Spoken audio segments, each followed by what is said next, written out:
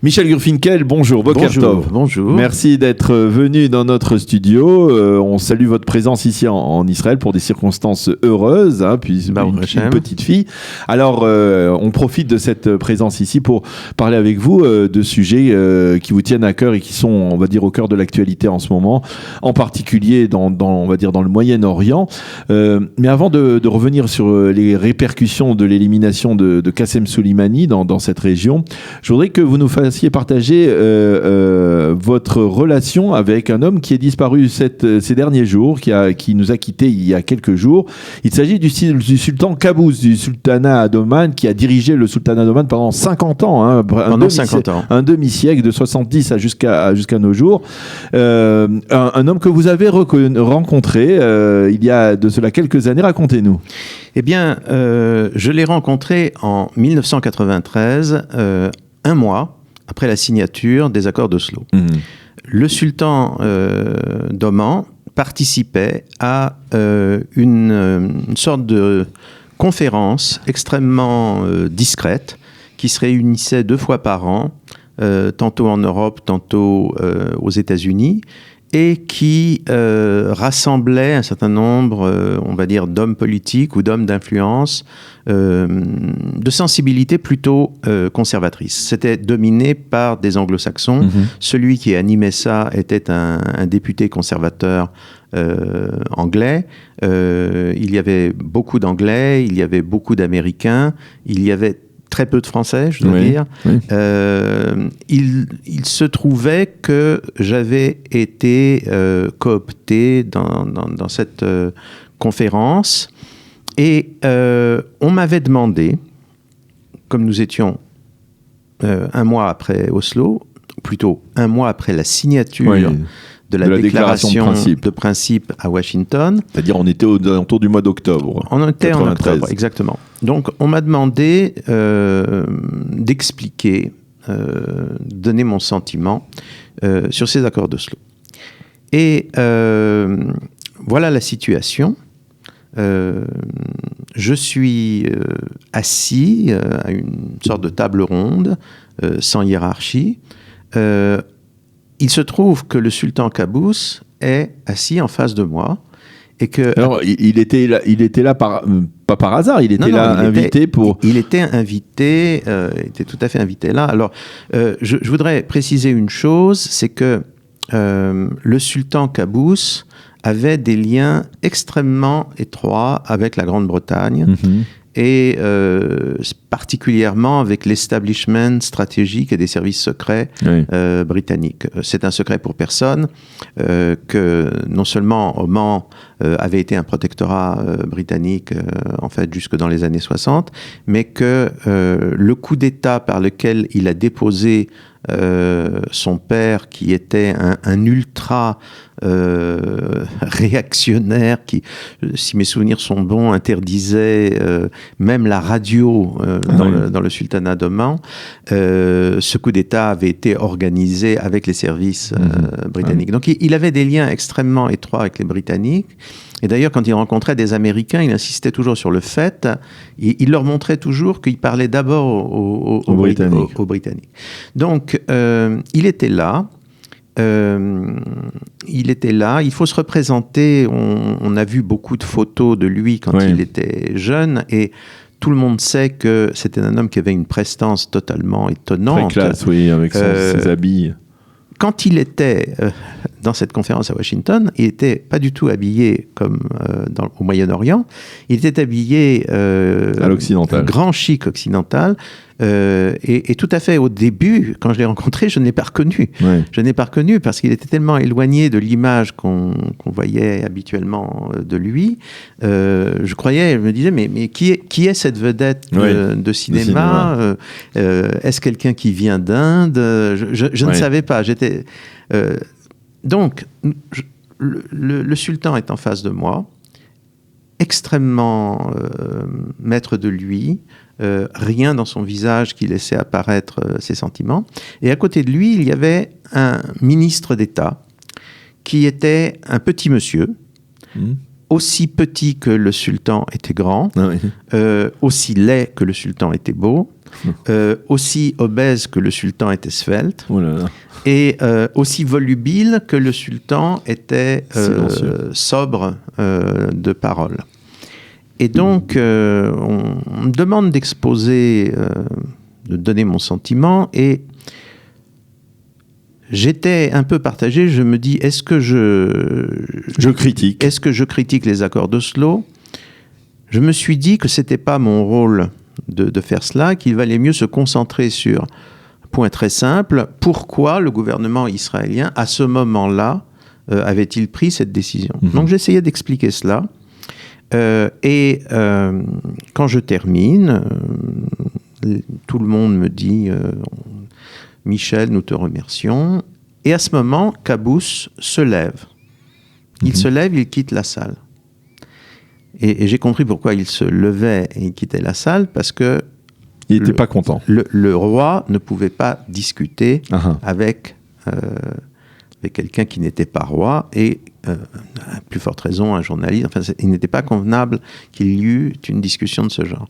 Mais à ce moment-là, son ministre me pointe du doigt, comme cela. Il était en face de moi, puisqu'il était assis à côté de Qaboos. Il me pointe du doigt. Et le fait que je sois français n'avait aucune espèce d'importance pour lui. Pour lui, puisque je parlais à propos d'Israël, donc j'étais juif et israélien. Voilà, dans son esprit, c'était comme ça. Donc il me pointe du doigt et il me dit « Nous ne vous pardonnerons jamais. Nous ne vous pardonnerons jamais. » Arafat et son entourage avaient été éliminés de la carte, vous les avez ramenés, et ça, nous ne vous le pardonnerons jamais. Et il était clair que c'était le sentiment profond de Qaboos. Alors donc, lorsque nous avons vu récemment Qaboos recevoir personnellement dans sa capitale, dans son palais, Netanyahou, il faut bien comprendre que ce n'est pas une conversion récente et tardive, liée par exemple au développement avec les Émirats ou avec l'Arabie Saoudite. Face à l'Iran. Non, c'était quelque chose de très ancien chez Qaboos. Qaboos est l'homme qui a... C'était, on peut dire, une sorte de précurseur dans l'approche régionale, de savoir qu'il valait mieux s'unir avec l'État d'Israël face à des menaces extérieures. Son idée était très simple. Son idée était que le Moyen-Orient, et je dirais plus particulièrement le monde arabe, dépérissait, mourait, oserais-je dire, crevait d'une guerre stupide avec Israël qui le déstabilisait politiquement, qui lui coûtait... c'était un investissement démesuré par rapport à ses possibilités. Il croyait aussi que les pays du Moyen-Orient devaient vivre en paix avec tous leurs voisins. Il pensait qu'Israël faisait partie du Moyen-Orient. Il faut dire que cette politique a été la politique d'Oman sur tous les fronts. Par exemple, on sait que il y a quelques années, le même sultanat d'Oman a servi de lieu de rencontre entre les Iraniens et les Américains au moment du fameux accord sur le nucléaire. Il y a toujours eu cette attitude d'ouverture envers tout le monde, mais être ouvert envers tout le monde et être ouvert vis-à-vis d'Israël, c'est ça qui est très important. Alors, on comprend mieux peut-être pourquoi, d'une certaine manière, le sultan Qaboos a reçu Binyamin Netanyahou l'année dernière, parce qu'on peut dire aussi que, en la matière, Netanyahou a d'une certaine manière aussi fait éluder le problème palestinien de l'ordre du jour de la région. Alors, on peut également voir ça de cette façon-là, c'est certain. Alors tout cela et j'ajouterais que pour l'avenir d'Israël, il faudrait que les dirigeants israéliens réfléchissent à deux fois. S'ils prennent des initiatives à l'avenir, il y a des initiatives qui pourraient défaire l'œuvre de Netanyahou. Il peut y avoir des pays arabes avec lesquels il y a eu un rapprochement important. Il faut le maintenir. Qui à nouveau dirait: nous ne vous pardonnerons pas, nous étions arrivés à sortir de ce cauchemar, vous nous ramenez dans ce cauchemar. Alors, ça nous conduit à un autre défi, on va dire, bien entendu, régional. Je le disais tout à l'heure, l'élimination de Qassem Soleimani, ça semble prouver, même les Israéliens étaient au courant de l'élimination. Ils ont même apparemment fourni des informations précieuses aux services de renseignement américains pour permettre cette élimination extrêmement chirurgicale et bien ciblée. Comment vous voyez la région, le Moyen-Orient, le Moyen-Orient aujourd'hui, après cette élimination? Est-ce que par exemple, on parle souvent de la personnalité très charismatique de Qassem Soleimani, qu'il était irremplaçable. Est-ce que véritablement c'est un homme qui est irremplaçable, et est-ce que l'on peut modifier après sa disparition cette tendance de l'expansionnisme iranien, ou en tout cas d'exportation de la révolution iranienne à travers les gardiens de la révolution tout près d'ici, c'est-à-dire dans le nord, dans la Ramat Golan, dans le plateau du Golan syrien, au Liban et ailleurs? Tout le monde sait que l'Iran, ça se présente de la manière suivante. Vous avez le pays iranien, et le pays iranien est un pays qui a été profondément transformé depuis la fin du 19e siècle. C'est un pays qui a des liens très profonds avec l'Occident. Sous le Shah, il y a eu un développement économique, universitaire, technologique extrêmement important en Iran. Et l'un des héritages, c'est qu'il y a une partie très importante de l'opinion iranienne, peut-être en fait la partie la plus importante du peuple iranien. Qui reste connecté à cet occidentalisme. Oui, et qui en fait supporte très mal le régime instauré par Khomeini. Vous avez ensuite ce que j'appellerais les héritiers politiques de Khomeini, le régime de la République islamique en général, mais au sein de ce régime, là on en vient au point le plus important, vous avez les fameux gardiens de la Révolution. Les gardiens de la Révolution, c'est un État dans l'État. C'est la véritable armée. C'est la véritable armée. Alors, la grande question, c'est Qassem Soleimani, exactement. Ce que nous avons vu au cours des dernières années, il est certain que c'était le commandant de la force Al-Quds, et que la force Al-Quds, c'était le fer de lance de la pénétration iranienne dans l'ensemble du croissant fertile, à la suite de l'effondrement de la Syrie, de l'effondrement de l'Irak, etc. Mais la grande question, tout de même, qu'on peut se poser, c'est pourquoi on a commencé soudain à parler de Soleimani il y a seulement quelques années. Oui. Pourquoi Soleimani a-t-il accepté de jouer ce rôle, de se faire photographier, de tenir des propos, d'apparaître de plus en plus dans son uniforme, et même d'apparaître en dehors d'Iran, finalement dans une position de général conquérant. Ouais. Et donc, beaucoup de gens en déduisent que, en fait, le régime iranien, le régime de la République islamique, ne voyait plus de solution pour survivre que de transiter vers une sorte de dictature militaire, cette fois-ci non plus assumée par les mollahs et un appareil religieux, mais assumée uniquement par les gardiens de la Révolution. Ça, parce qu'il était candidat, même après Ahmadinejad, il était déjà en orbite pour être président de... À mon avis, enfin, mon avis n'est que le point de vue de beaucoup d'experts, bien entendu, je ne fais que refléter ce que disent beaucoup d'experts, certainement plus compétents que moi, mais je pense que c'est tout à fait l'explication la plus logique. On le mettait en avant, on le laissait parler parce que c'est un homme qui avait beaucoup de charisme personnel, et donc on préparait la succession de Khamenei à travers lui. De Khamenei ou de Rouhani? Mais non, Rouhani, c'est ce que j'appellerais la République islamique au sens large. Le président de la République islamique n'a pas de pouvoir en Iran.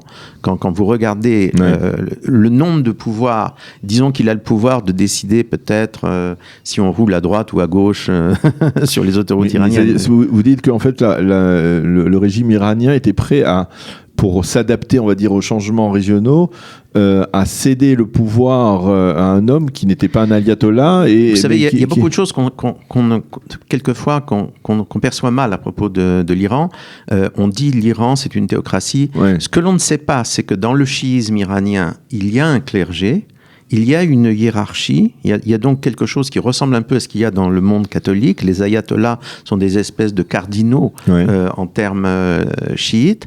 Et cette hiérarchie chiite-là a été en fait mise de côté par Khomeini. Dans la République islamique de Khomeini,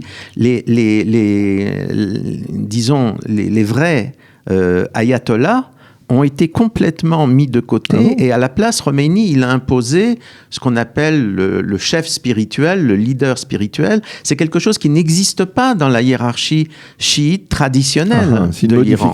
Donc, il faut comprendre que il y a eu Khomeini, ensuite il y a eu Khamenei, qui, sur le plan religieux, très inférieur à Khomeini de toute façon, mais en fait, les ayatollahs du régime, il n'y en a pratiquement plus.